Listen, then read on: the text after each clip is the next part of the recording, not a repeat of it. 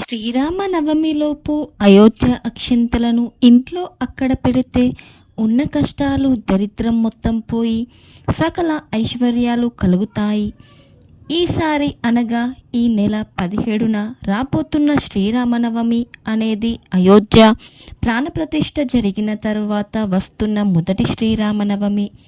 పవిత్ర వసంత నవరాత్రుల్లో లేదా శ్రీరామనవమిలోపు అయోధ్య నుండి వచ్చిన అక్షింతలను ఇంట్లో అక్కడ పెడితే ఆ శ్రీరాముని దివ్య ఆశీస్సులు అంది మీకు తిరుగులేని రాజయోగం కలుగుతుంది.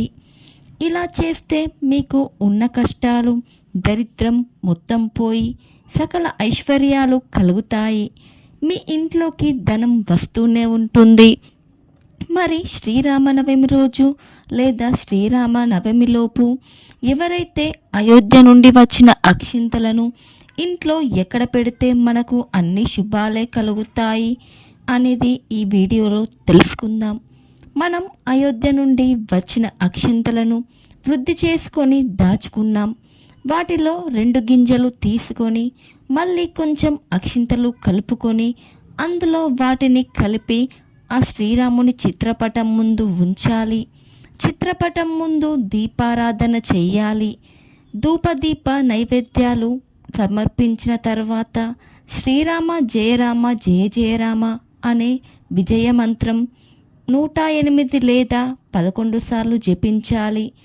ఇలా జపించిన తర్వాత ఆ అక్షింతలను మన ఇంట్లో ఉన్న అందరి తలపై వేసుకోవాలి. చిన్నపిల్లలు అయితే పెద్దలచే వేయించుకోవాలి. ఇలా కొన్ని అక్షింతలు మనం దాచుకునే అంటే ధనం దాచుకునే ప్రదేశంలో ఉంచుకోవాలి. లేదా వ్యాపార స్థలంలో గల్లా పెట్టెలో పెట్టుకోవాలి. కొన్ని అక్షింతలు మన పర్సులో కూడా పెట్టుకోవాలి.